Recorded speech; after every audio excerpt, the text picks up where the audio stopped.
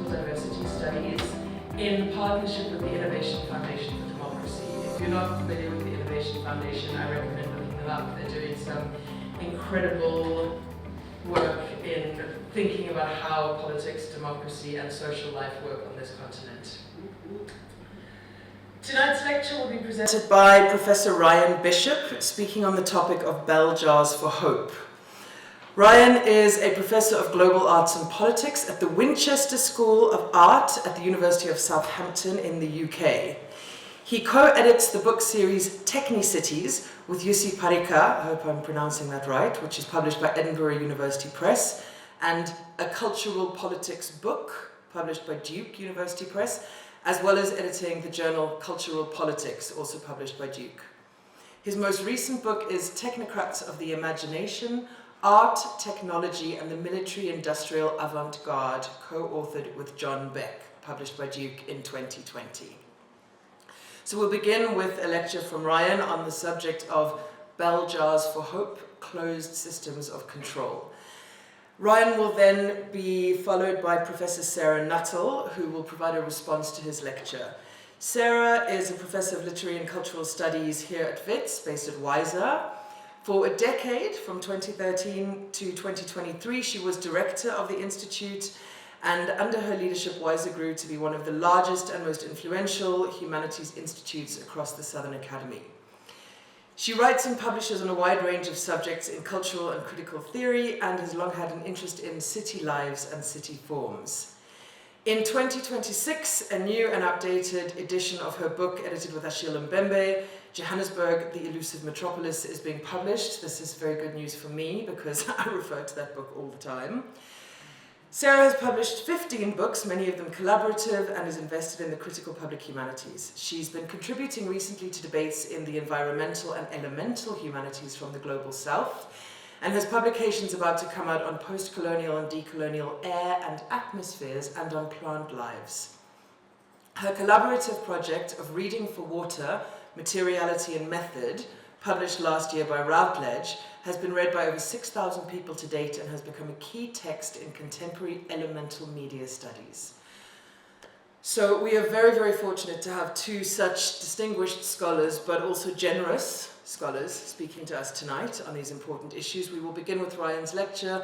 That will be followed by a response from Sarah. We will then have a chance for a Q&A and discussion with you in the audience, and we will then move to the atrium for a cocktail event.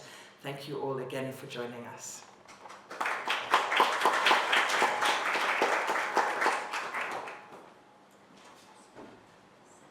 Thank you very much to everybody here tonight. And I wanted to start by giving a very large and heartfelt thank you to Nikki, to Wix, and to Paolo and Titibogo and all the admin staff who always work incredibly hard behind the scenes, deal with all of us and our various concerns and neuroses and desires. And I think it's only fair to give them a proper round of applause before we begin tonight.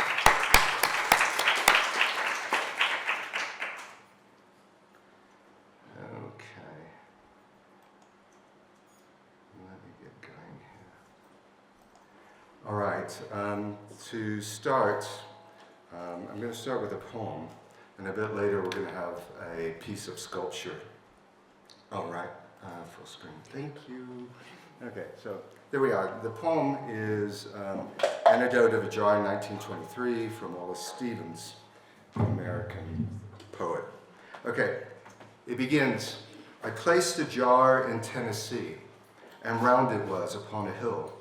It made the slovenly wilderness surround that hill.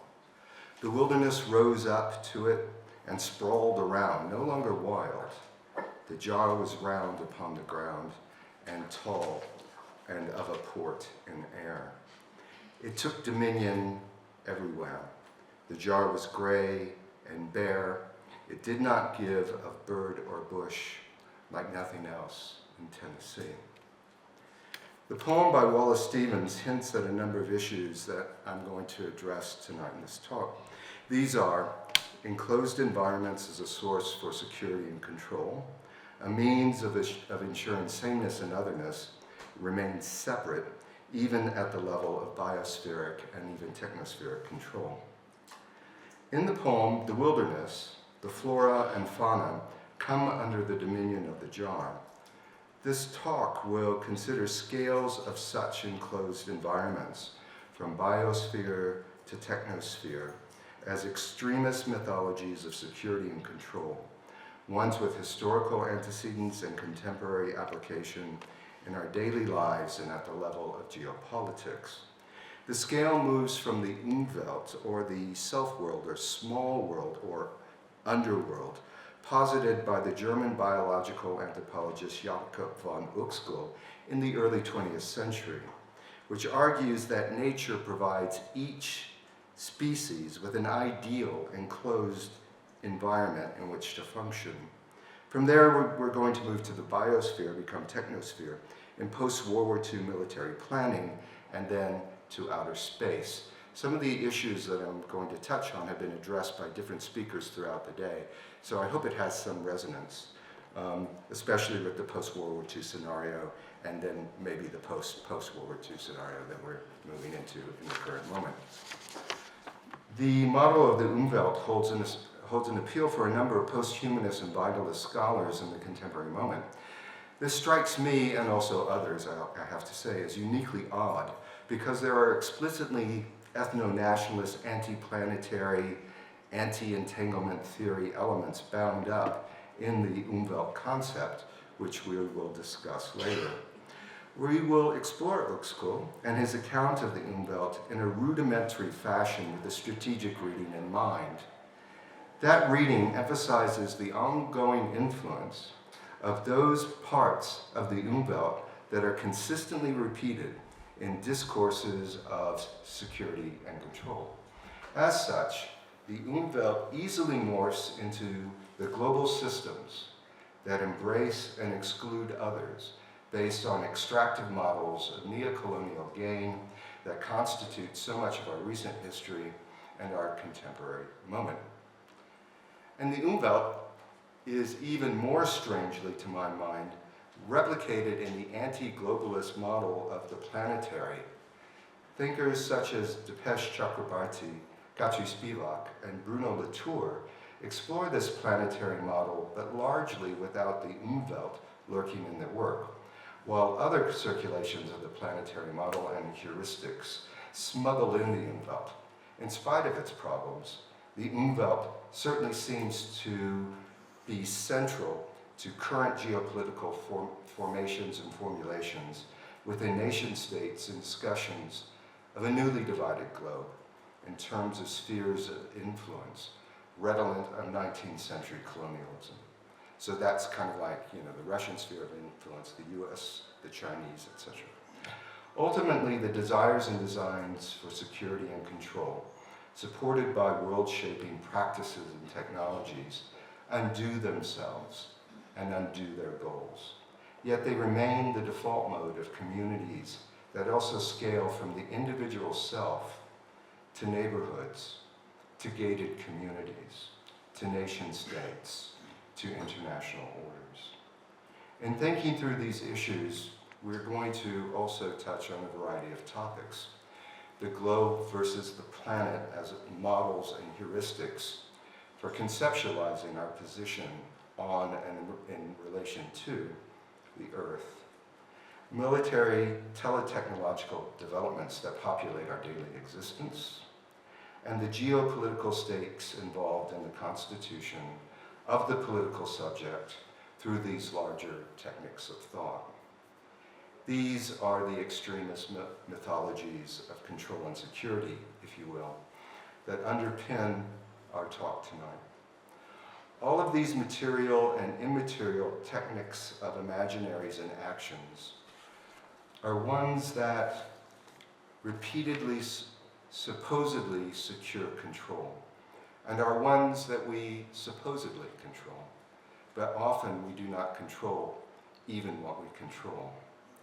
And we can ask, why does control and a desire for it predominate the teleology of the past, the present, and apparently the future? Now to the sculpture. So this is our sculpture.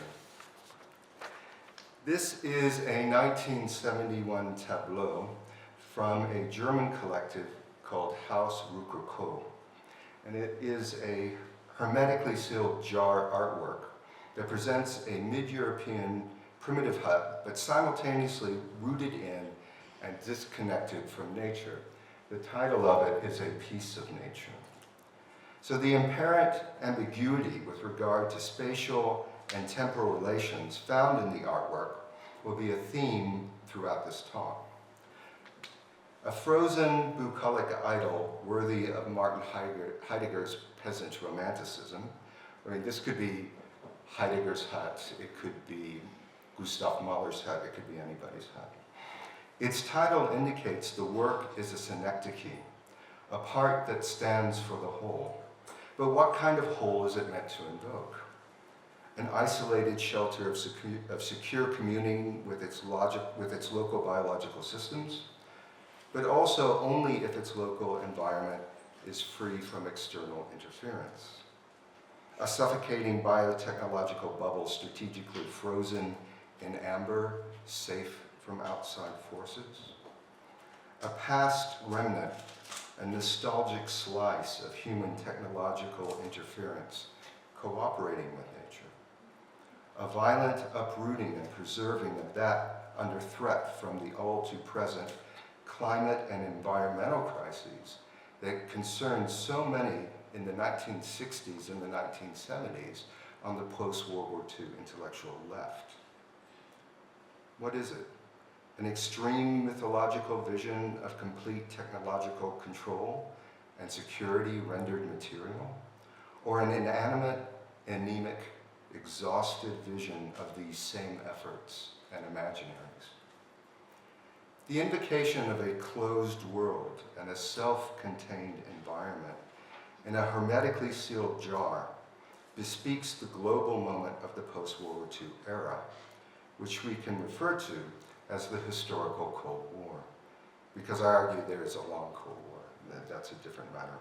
From the onset of the Cold War and the emergence of globalization as we came to know it in the second half of the 20th century, state-driven mobility and the triumph of the eternal now that's constituted by technologies integral to the Cold War global surveillance merged with business, economics, architecture, and spatial practices.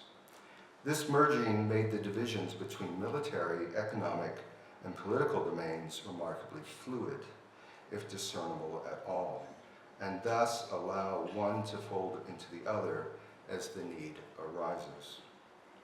For all its idealism and realization of a more interconnected world through economic trade, geopolitical policy, international cooperation and communication systems, this moment crafted spheres of influence in the pursuit of safety, security, and control through material technological infrastructure and immaterial techniques of thought, neo-colonial extractive practices, and environmental and technological manipulation of time and space.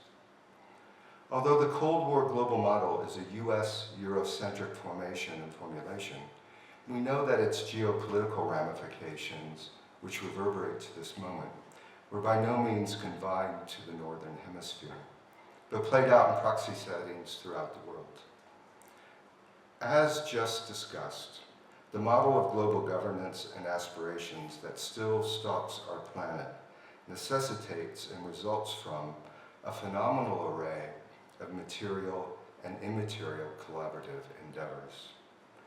Ashio Mbembe put this situation aptly when he writes, quote, "The constellation of technical things refers not only to an assembly of objects, tools, machines, and instruments, but to an institution and imaginary that extends to the invisible peripheries of the world." This description that Ashio offers us summarizes Stephen's jar in Tennessee rather neatly, or vice versa. That endless feedback loop between technologies, imaginaries, and the institutions that facilitate them can be labeled techno-noetics, tying together material and immaterial forces in mutually influential and infinitely generative ways. But for this talk, we'll be interested in the extension of the constellations of technical things to the peripheries of the world, primarily as it pertains to containment and control, thus reinscribing where and how peripheries and boundaries of the world are codified as agency. Exclusion, then, as both result and intention. The stakes of techno-noetics and the formulation of values and judgments have always been thus, the stakes of being. If we expand Heidegger's concept of Dasein, of being in the world, and reconstitute it as Mitsein, or being with, we move from the hermetically sealed world to a more open space. And it invites the next step of inflecting the ontological focus of being with to a more process-driven hope for becoming with.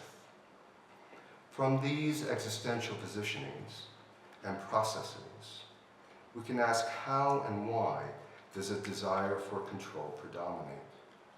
And how does this desire and its technological apparatus undermine the hope of becoming with? All right. I'm going to move to the next subsection. We have just a couple of these. And this is called From Umwelt to Globe to Planet. And it starts with a quote from David Lapojade that says, human experience is a prisoner of circles, of all the innumerable circles human intelligence imposes on thought, and that makes the human species turn in on itself. Globe and planet are nearly synonymous terms for humanity's perch in the universe, but the inflections between them reflect different political and noetic agendas predicated on imaginaries and assumptions made possible by the terms and their models. At its most basic, planetarity emerges in contrast to the geopolitical formulations of globalism at the end of the Second World War, the world order as we came to know it, and was accelerated in the 1980s and 1990s with the casting of a less bifurcated moment of the world order. The new order glorified global trade, extractive economics, rapid telecommunications developments, and an ever-tightening web of mutual international interests, perhaps best metaphorized by the World Wide Web. The internet itself, one could argue, operated with an idealistic planetary agenda of sharing knowledge widely and freely for the betterment of all of humanity.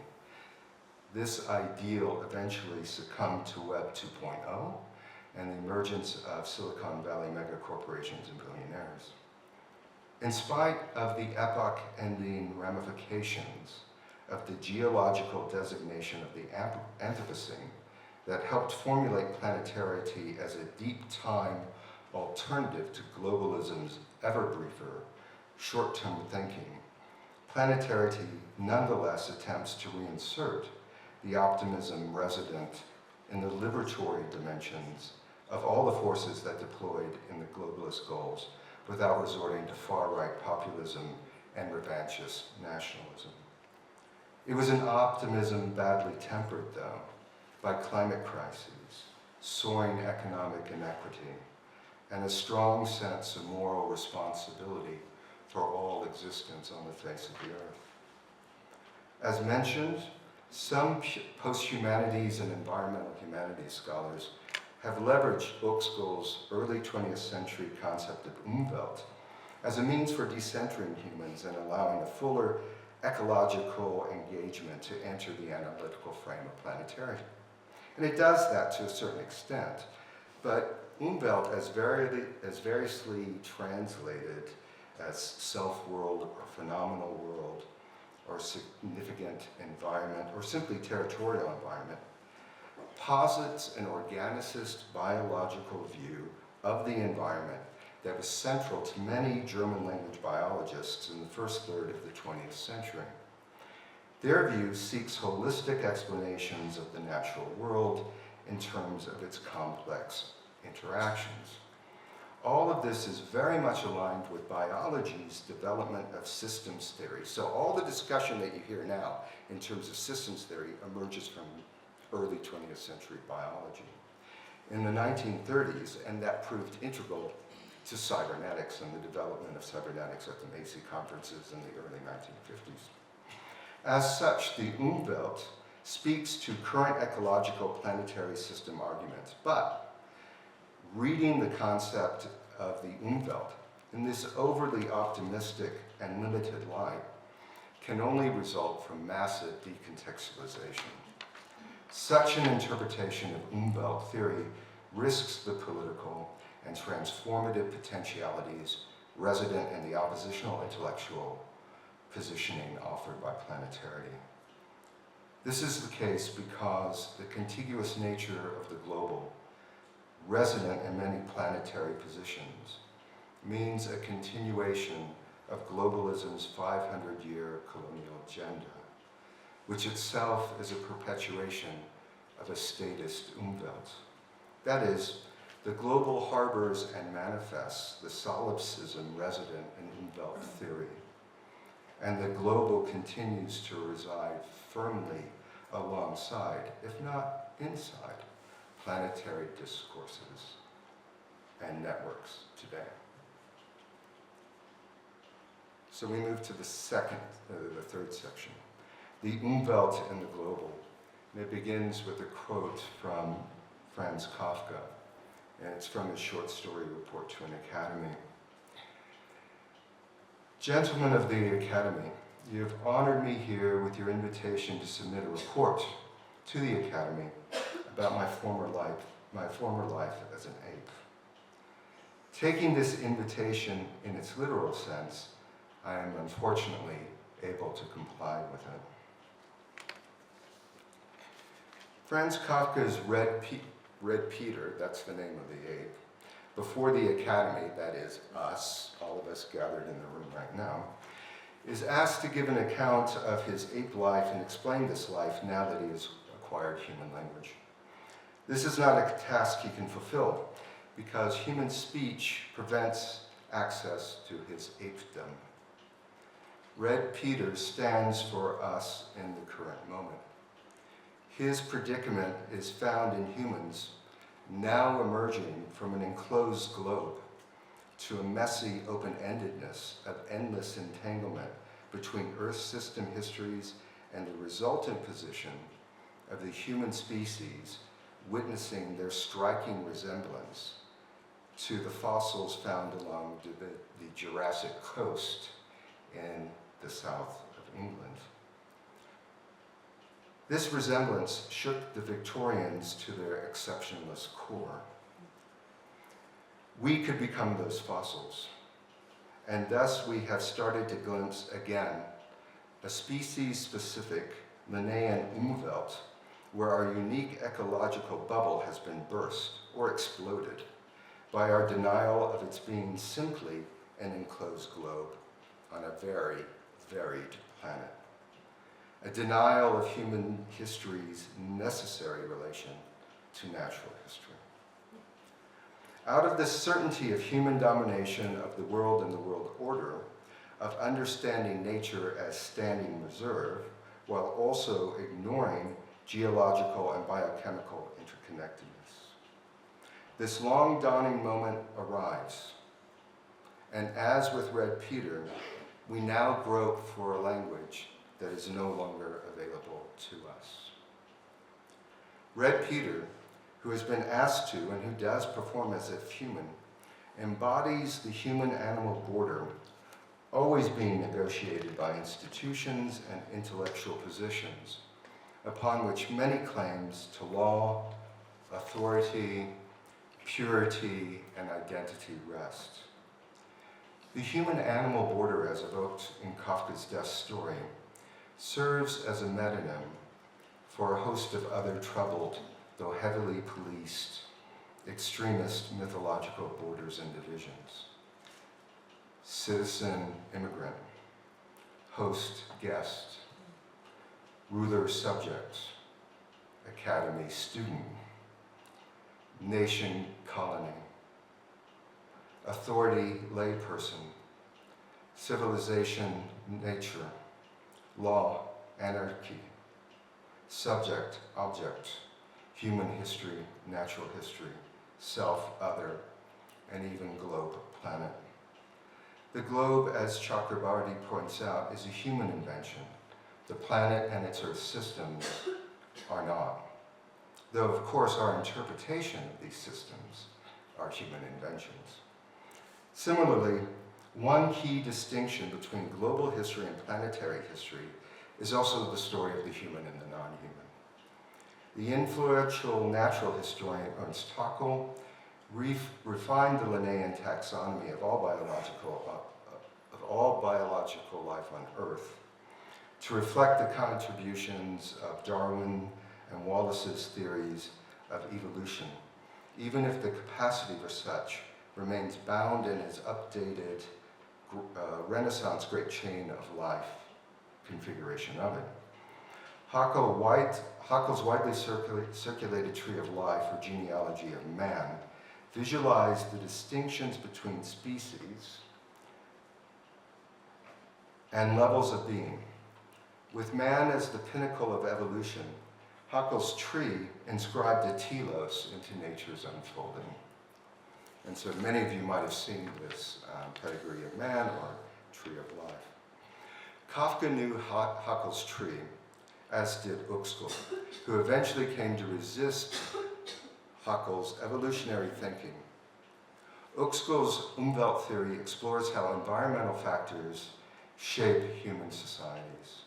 Uexküll pushed the idea further through its connotations of surrounding world and environmental determinism to mean that each species exists within its own perfectly curated enclosed globe.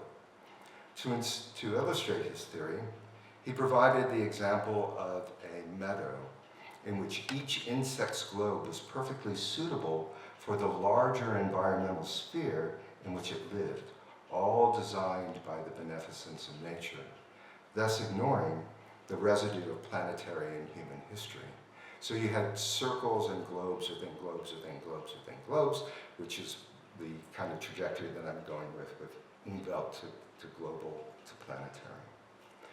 Jeff Winthrop Young's literary exploration of Uexküll's meanderings in the meadow sets up the political consequences of his work. Web versus bubbles, contact versus boundary, connection versus isolationism, communication between versus representation within. The tension between these poles resonate throughout Uexküll and beyond. The tensions in his thought, in fact, led to Uexküll's embrace of and by the Nazi regime, especially when it comes to his work on state biology, and as the means for constructing society based on state organs that facilitate the flourishing of its specific folk, defined in ethnic and geographic terms. One could argue that the Nazis weaponized parts of Uexküll's Umwelt and his state biology writings and developed essentially an eco-Nazism out of Uexküll, which is a lovely phrase that I'm borrowing from Jeff Winthrop Young. Connecting blood and ethnicity to land and environment. For each nation, a race crafted for it. The perpetuation of Umwelts and inframed minds reveal that the line between Red Peter's ape existence and his life in human language is always drawn and redrawn. The Umwelt in the globe, and that is the global perspective, remains intact within our own, perhaps planetary moment. In a sense, the global has always been an Umwelt driving apparently expansive 500-year mercantile and colonial projects. A smuggled-in small ecology and world perfect for human thinking that helps separate humans from one another and from the planet, instead of from the larger world that is the condition of possibility for their very existence. It is the domestication of the wild planetary plenty to describe the comfy, non-threatening Umwelt of the Volk or the Self by re-territorializing it elsewhere.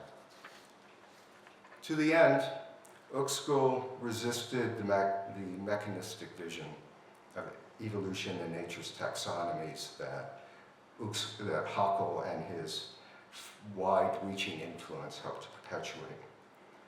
Haeckel may have carried the intellectual day with contributions to biology and natural history, but it was Uexküll's constitution of the solipsistic closed world of the Umwelt that I would argue more accurately describes the way the intersection of natural history and human history have been largely understood. We see this, especially with regard to the worldview held by the global order and its technocratic geopolitical realignment post-World War II. This is the case in spite of Uexküll's puckish cameo appearance in thinkers such as Gilles Deleuze and Giorgio Agamben, and fields ranging from critical animal studies to post-humanities and biosemiotics, which seemingly would have placed his thought in the planetary model. But these are partial readings of a wide-ranging and complex thinker, and we are wise to remember that Uexküll is a highly detachable theorist, as all theorists actually are, which makes his work easy pickings for selective readings. I too am guilty of this. My own admittedly partial reading of him concentrates, for the purposes of this talk, on the persistence of the solipsistic scope afforded by the contained Umwelt. Even though he penned a treatise exploring biologists to abstain from taking part in electropolitics, his self-contained Umwelt found its way into his writings on state biology, encompassing anatomy, physiology, and pathology. Thus you can see the eco-Nazism beginning to emerge. A similar move occurs with nations, especially those during wartime, as Uexküll argues in a Second World War essay that posits an English bubble very different from the one inhabited by Germans.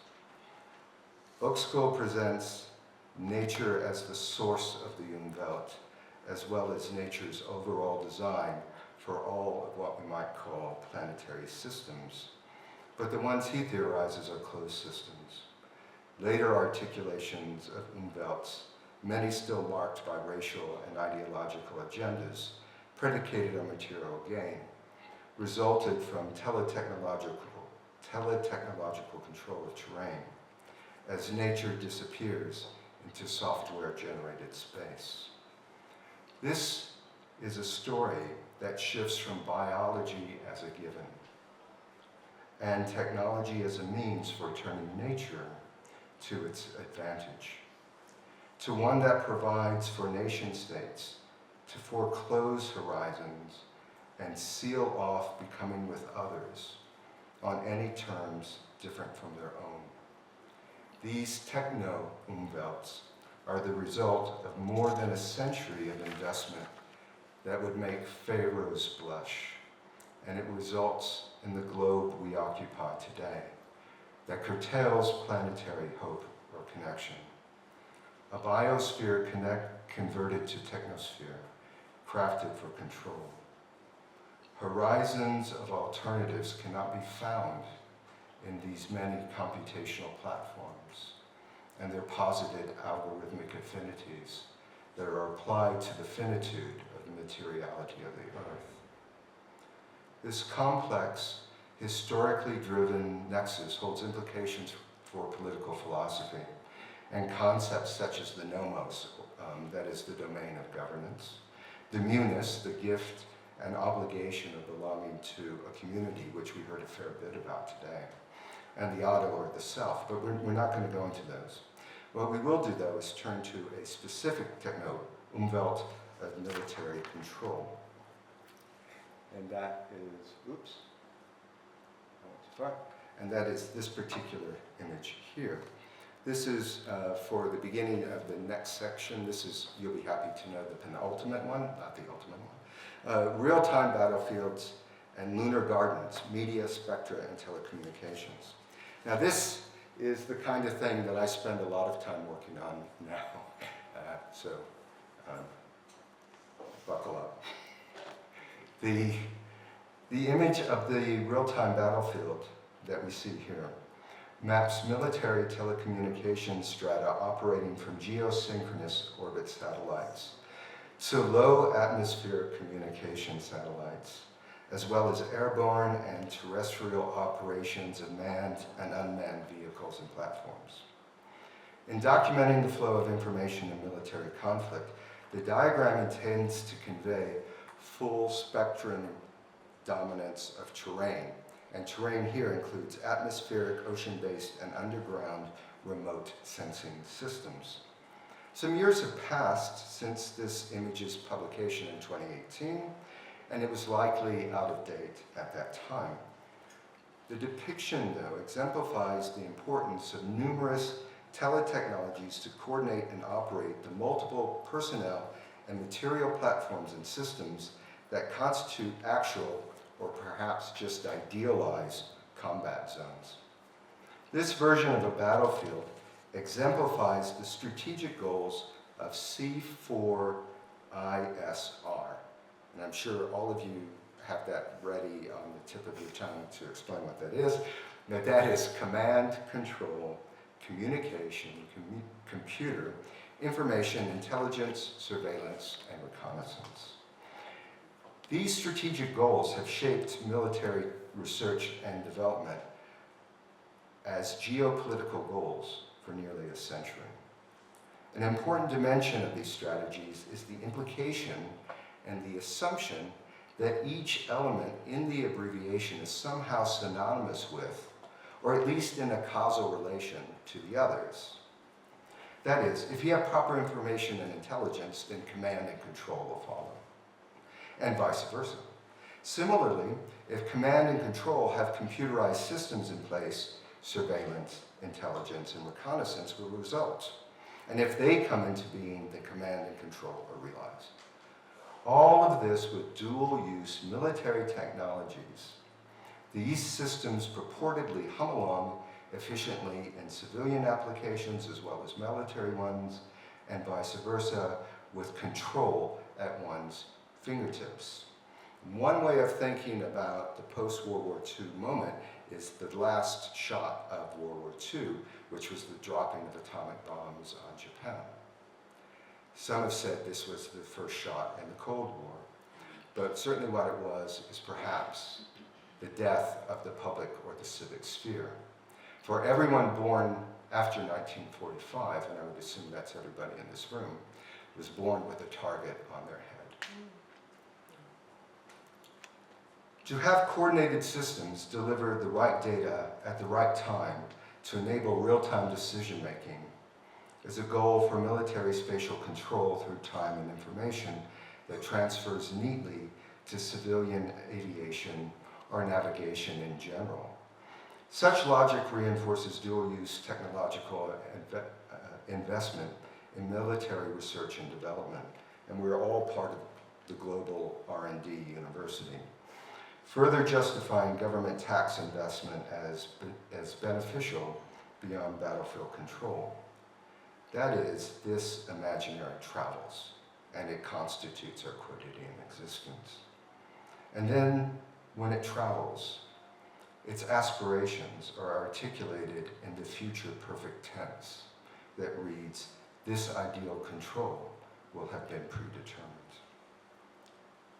In these strategies, and in the representation of the real-time battlefield's drive for full spectrum dominance, telecommunications provide the essential media for its delivery and attendant goal of control.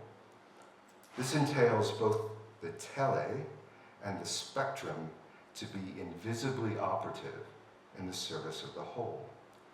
The Greek prefix tele means at a distance or far away, and the control of visual and audio spectra is how space yields to time.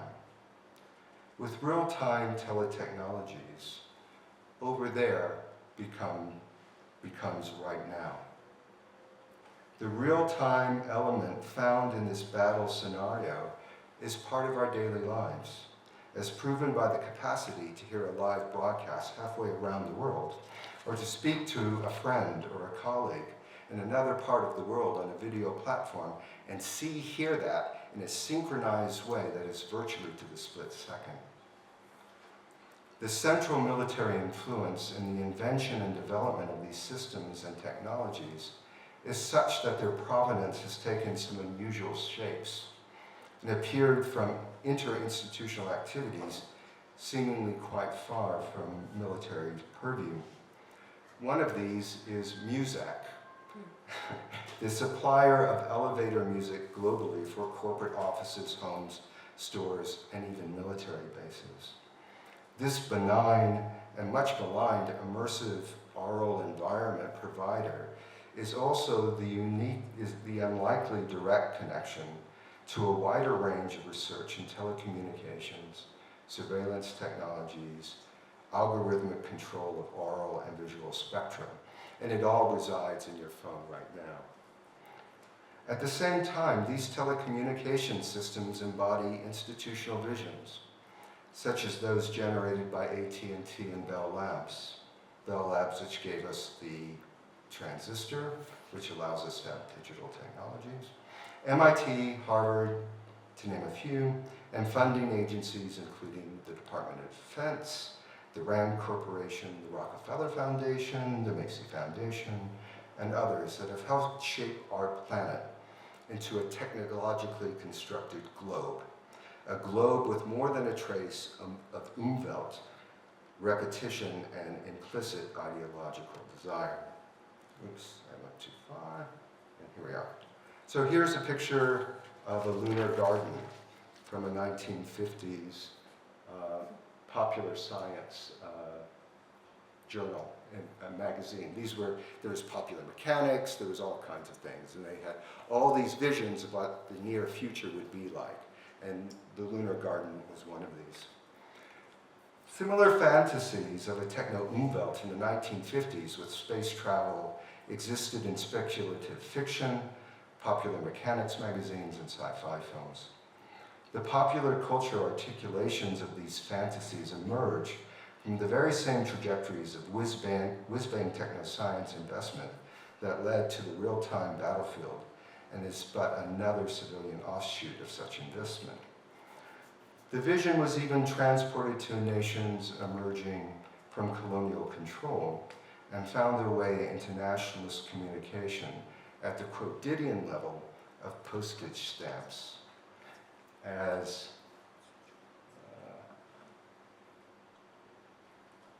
Kater Attia's paintings of said stamps ironically reveal. The stamps hail from Congo, Rwanda, New Guinea, Algeria, Mauritius, Zaire, and Attia's painting series, Independent Disillusionment, were exhibited in the second Kochi Muziris Biennale in 2014. The series takes up the themes evoked by the curator's mobilization and update of Kerala's 14th, 16th century Kerala School of Astrology and Mathematics. In the great upheaval of mathematical reconfiguring of the world as no longer world but global, the role of cartography, mathematics, and astronomy played important roles in the move from science to technology, from merely describing the world to bending it to human will and humorous. These same astronomical, mathematical, and colonizing motifs taken up by many of the artists in the Biennale have an especial cultural political resonance in Attia's paintings of post-World War II, post-colonial stamps depicting space travel, satellite communications, and post-planetary colonization. The escape velocity required to leave the Earth depicted in these stamp paintings appeared to be the only option for newly liberated post-colonial countries during the binaristic choices offered by the Cold War moment. The only fate is to leave the Earth and land for yet another techno-umwelt, or stay on the planet and opt for one of two materialist concepts of socio-economic political control offered by the Soviet Union and the United States.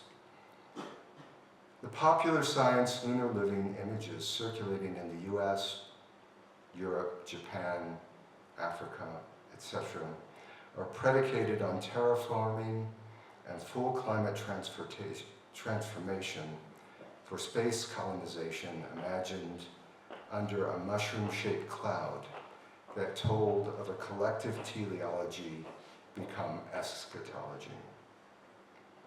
The lunar garden posited in the past and projected for our species' future is an umwelt without the design of nature, without environment or soil or ecosystem, except that which has been uprooted and transplanted like the jar sculpture with which we began. This imaginary might have emerged in the 1950s, but it remains relevant today, perhaps more so than ever. And now we move to the final section of the talk, and I have two quotes for this. This is called Interplanetary Design and Lunar Globalization.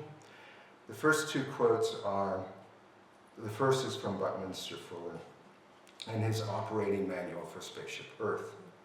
I now see the Earth realistically as a sphere and think of it as a spaceship. The second comes from the preface to a document authored by many different individuals and institutional and corporate inputs. And the document is called The Solar System Internet Architecture and Governance. So they're taking the internet into space. As the newest era in space exploration begins, this sounds like a futurist propaganda mission. As the newest era in space exploration begins, the internet's future now extends into outer space. Today, we are on the cusp of an exciting re-entry into human and robotic space exploration driven by a great momentum across the globe. You'll notice that it is the globe that is invoked, not the planet. And here is the little diagram that goes with it. It is LunaNet. The beeping sound emitted by that first artificial satellite, Sputnik, ushered in a new stage of Cold War fear and optimism, launching the space race, birthing the exoplanetary ring of near-space telecommunications infrastructure, accelerating the development of polyscalar autonomous remote sensing systems of the Earth, as well as ushering in an era of universal computation, planetary design, and terraforming for both other planets and the Earth. The planet became an anthropocentric model for the interplanetary. In other words, why not take our global systems of commerce and telecommunications, as well as our existentially necessary environmental umwelt elsewhere? Much as we took European cosmopolitan centers and national sovereignty elsewhere in the colonial division of the planet centuries ago. The conversion of the lunar landscape into a telecommunications environment via LunaNet, developed by NASA and private sector actors, furthers the goal of establishing sustained human colonies on the moon, primarily for mineral extraction and military advantage. Although reminiscent of the globe's largely terrestrial internet, but traveling through the vacuum of space, LunaNet clearly echoes late 20th century early 21st century technospheric infrastructural programs, such as Hewlett-Packard's Central Nervous System for the Earth, NASA and Cisco Systems' the Planetary Skin Institute, DARPA's Smart Dust, Nokia's Sensor Planet, IBM's Smarter Planet, ad nauseum. All of these systems leverage the hopeful vision of technophilic boosters such as Buckminster Fuller, whose 1960s World Game assumed better planetary design could salvage humanity. A continued anthropocentric domination and control of nature, even in the name of planetary good and extinction rollback, remains nonetheless yet another manifestation of the human Umwelt imaginary.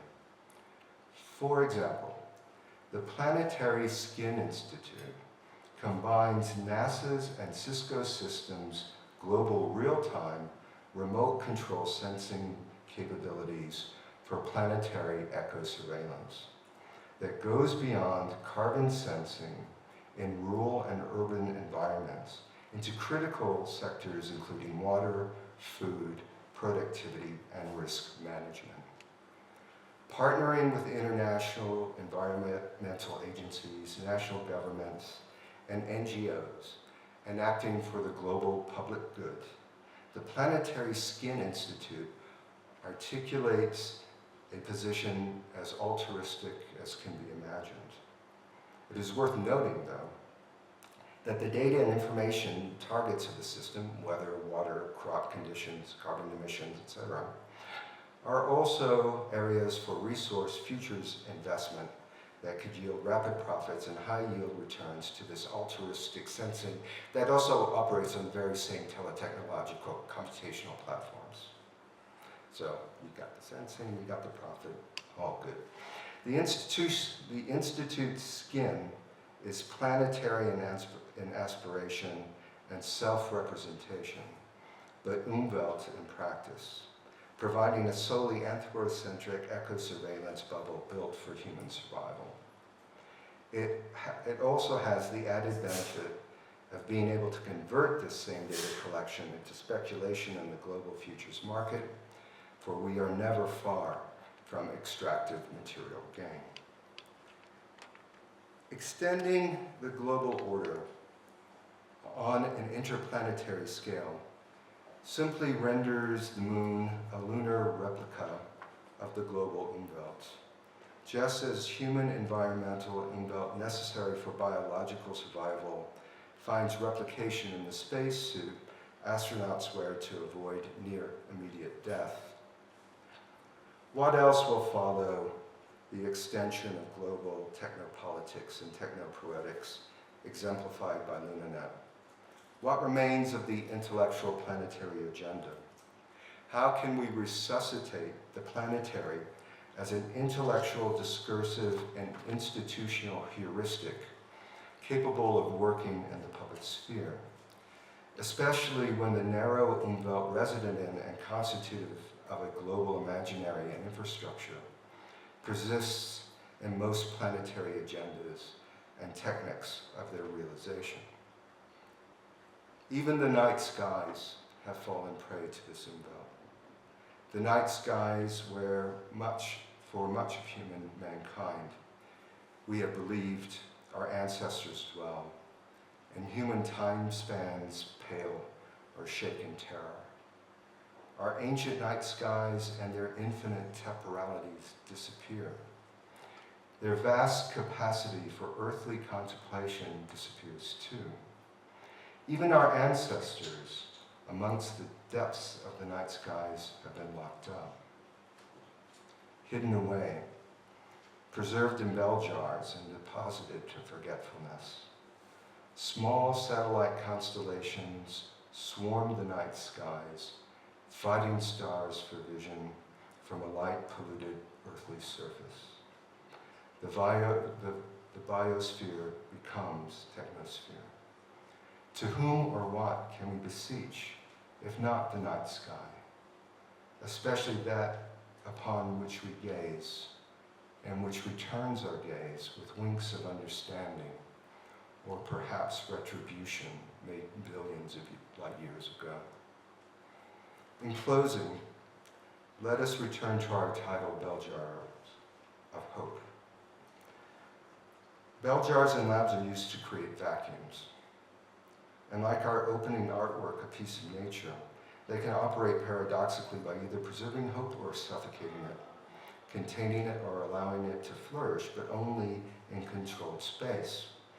In our collective position found in Red Peter before the Academy, we grope for a language of becoming with that is no longer ours, or perhaps not readily so.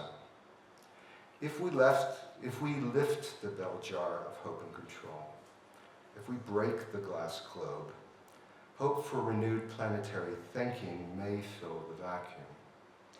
A horizon for becoming with the world rather than merely being in the world might be possible. Bernard Stiegler said that if philosophy has an imperative, it is the hope for a future moment, a moment for thought to exist. Thank you.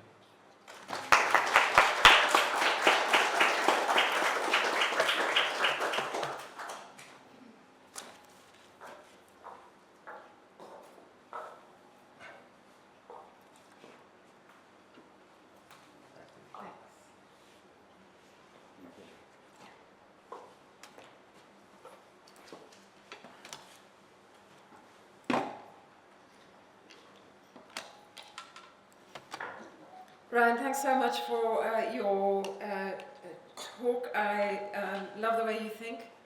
It was a beautiful paper. It's a very kind of profoundly worked over paper, which means that it's both, kind of interesting and challenging to engage with you, but it's also a little bit difficult because I agree with you fundamentally. And because you've given us such a synoptic view, it's been a long day. I think that we're tired, but we want to think with what Ryan has to say. So I'd like to try to be quick, but I'd like to sort of think with you alongside 3 or 4 questions. Is there a bit of an echo?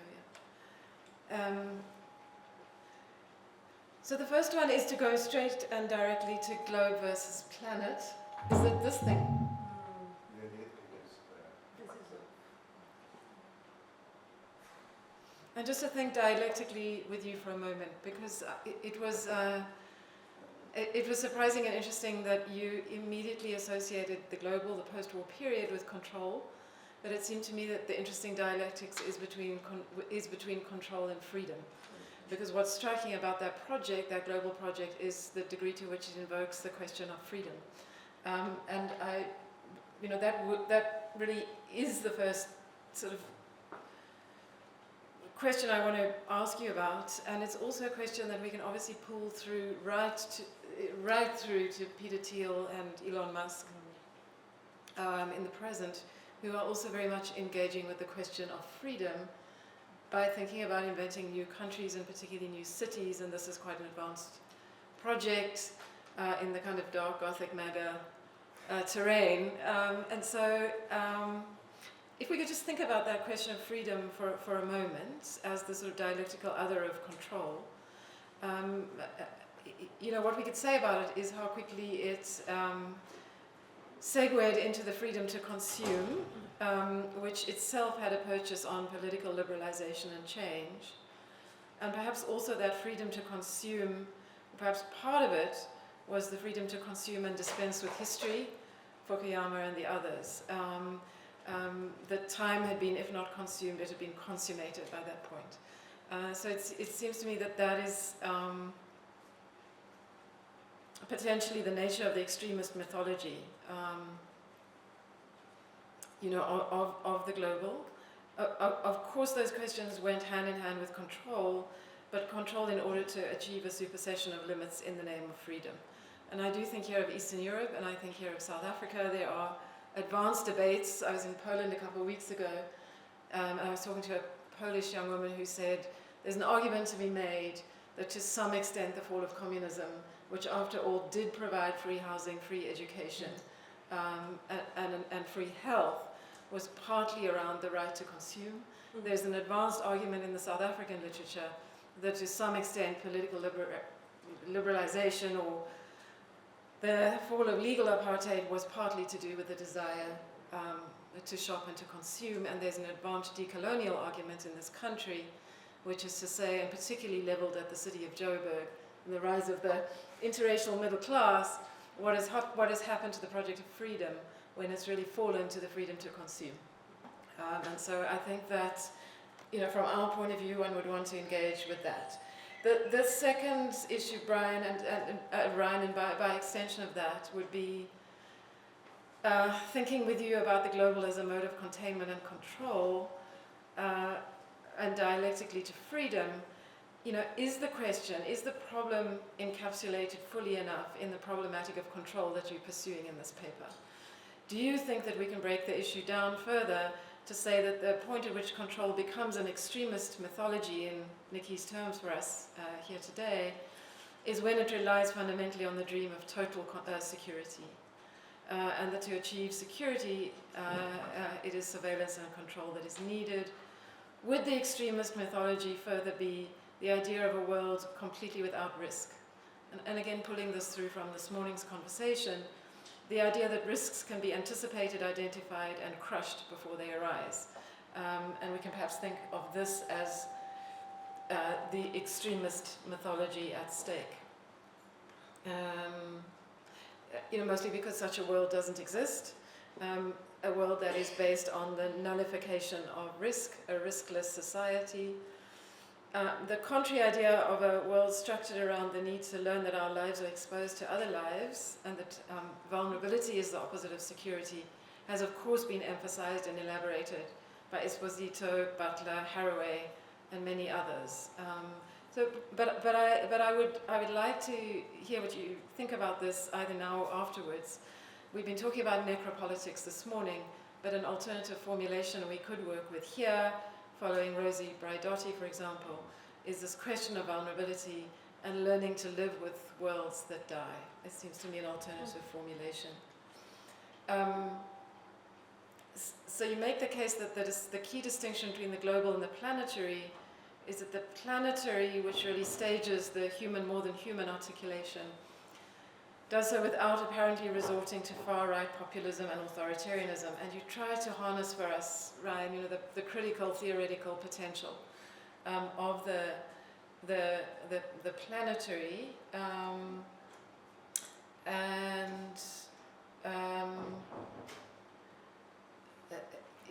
in my synoptic read for now, you want to move us from being with to becoming with. And I just want to pause there for a moment and think about the tremendous importance of the decolonial challenge, powerfully coming from this country at that very point in your argument. It seems that becoming with has very much been a Deleuzian idea, again developed by thinkers like Braidotti and others, proliferation of missing peoples into the university and so on. But I think that the point in doing this kind of work now is to find the new archives. You mentioned in an earlier version of the paper the plantation as something to think about, the kind of global that knows that it is precarious and dependent on the labor of others, which is an argument we've been talking about today. But just if you look at scholarship that's come out in this country, including the work of my favorite Southern African novelist, you will find the resources for becoming with that I think advance the argument globally, and it's something that should be drawn into our conversations. We're not seeing enough of it. So I think Achille Mbembe's own work on the becoming with the pre-colonial African forms in his book, The Earthly Community, is contributing very well to this argument. I think that Hugo Kekkanen's work in his book Riotous Deathscapes is developing a notion of impondo theory, which is absolutely an articulation of a mode of becoming with that is signaling towards what you're calling the planetary, which is a gesture of infidelity to the human. I think it's a key kind of political resource in terms of thinking about becoming with. And I'm doing work at the moment on Bessie Head, who is an extraordinary South African writer who crossed the border into Botswana, not only to write, but to recover from apartheid South Africa, or to heal in some respects. And in her 1969 novel, When Rain Clouds Gather, she has an autobiographical main character called Makhaya. He crosses this border, he tries to heal from the extraordinary traumas of his life in a South African township. But he also undertakes the work of becoming Motswana, or becoming Tswana, precisely by engaging with the elemental, thinking with the question of the pluvial and rain, and how to overcome drought, with plant lives and with agricultural projects, so that there may be cooperatives and food for all. It's absolutely a question of becoming. And these are the resources that those of us who are working here are thinking with. And I would really want you to be drawing them into the argument at this point. So I think it's at this point that the decolonial archive becomes really crucial in your argument. My very last point to you, and again, please don't feel free not to respond to all of this, is the issue with building a world or a politics or an intellectual case for a sort of wild planetary has, I think, relied since the Second World War on a version of technology which is supposed to be a tool of life, a utensil of life, but that's not the case with AI, which is now, it's the kind of master of the human and potentially of the interplanetary as well.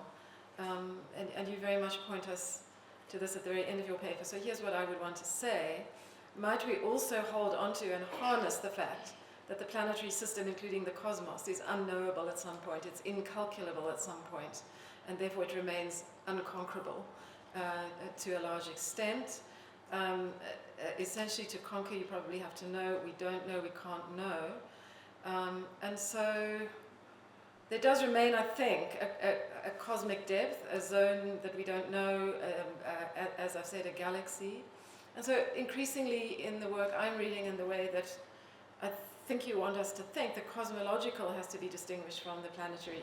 That really is the next step in the argument, I think. For example,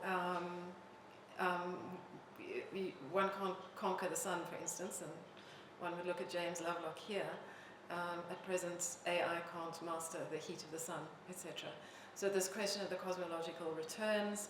Really to conclude by saying, yes, we can certainly think with Stiegler, but I want us to think with the global opportunity now for the non-US university.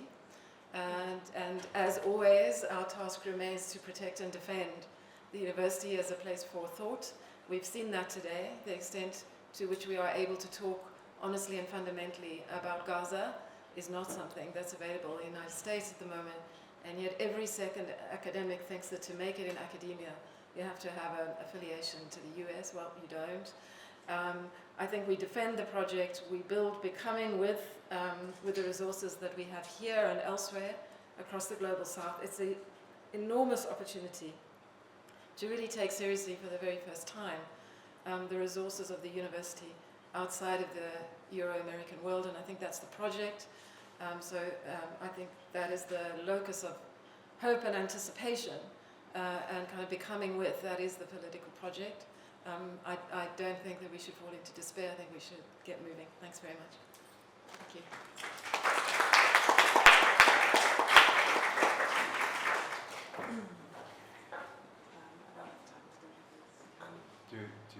I'll just, is it possible? Just very, very, very quickly. Yeah, thanks a lot, Sarah. That was great. And I have no qualms with any of the points that you've raised. Just one small point, though. One of the things that I wanted to thank Nikki and everybody else about was the opportunity for me to come here and to listen and to hear a large part of the decolonial archives you've evoked, I know, but parts of it I do not. And as my sainted mother used to say, there's a reason why we have two ears and one mouth. And unfortunately, I had to use my mouth a lot at the end of our long day today. But to take up your point about the freedom and what happened to the Freedom Project and having it be consumed by the freedom to consume, that was also very much a large fear, as you know, in France in the early part of the 1960s. And what has happened to the Project of Freedom is an important point, because everything was done under the name of freedom when we know it was just the opposite. The point that you were making about a world without risk, we talked about risk and existential risk this morning. And I think that idea of risk also comes from the idea of the movement of a mechanistic universe to a probabilistic universe. And that moment arose in an ideal moment where humans suddenly felt like they had more agency than they ever had before, even though it meant that everything was at risk, but supposedly then it could be calculated, and then we had insurance, amongst other things. So I think, though, the main point we wanted to move towards, which is the point that you ended with, and that is, where are the opportunities for us to, where is this thinking about becoming with? And I know of a large number of global South scholars, I wasn't using that archive because I wanted to continue along a line that is perpetuating a kind of global order that I think remains very much the dominant order of the moment. But you're right, we need to reconstitute the institution that we are all a part of and that we have devoted our lives to.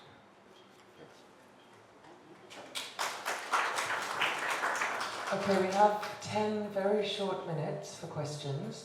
So we'll take 3, let the speakers respond, and then see if we have time for anything else. Sarah, do you want to come up here? No. Thank you very much for that excellent, really excellent paper, but very depressing paper, despite your attempt at optimism when you concluded. In fact, when Sarah said thanks for your paper, I had to say thanks for your paper, you know, like in Winnie the Pooh. So, two things occurred to me, and they make simple points, and they're interlinked. The one is, for me, as someone from a literary studies background, it struck me that the Wallace Stevens poem was ekphrastic, so it's the description of an object. Yeah. And there's an obvious echo of Keats' Yes, Ardent to Jar. accretion, and although jar has a lovely double meaning, of course. Yes. But in Stevens's poem, it's as if the object turns the world itself into an object. Yes. So it's not really so much about it itself as about what it does. And I guess I was just kind of wondering, what does this do to the meaning of an object in a literary sense, or in fact in art in general?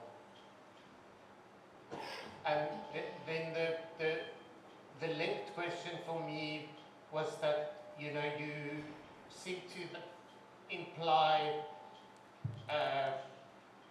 in your use of the jar and the military operation and space exploration, a sort of a single advancing, encompassing limit, unless I misunderstood you.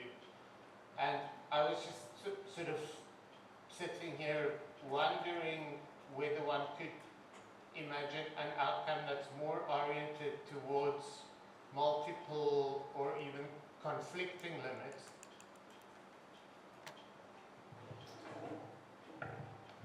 Any other questions?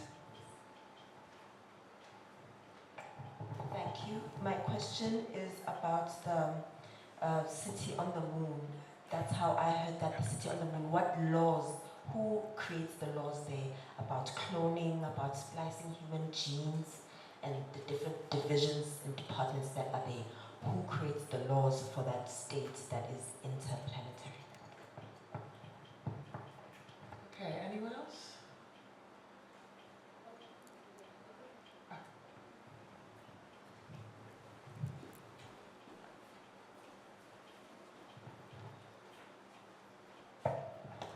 Thank you so much.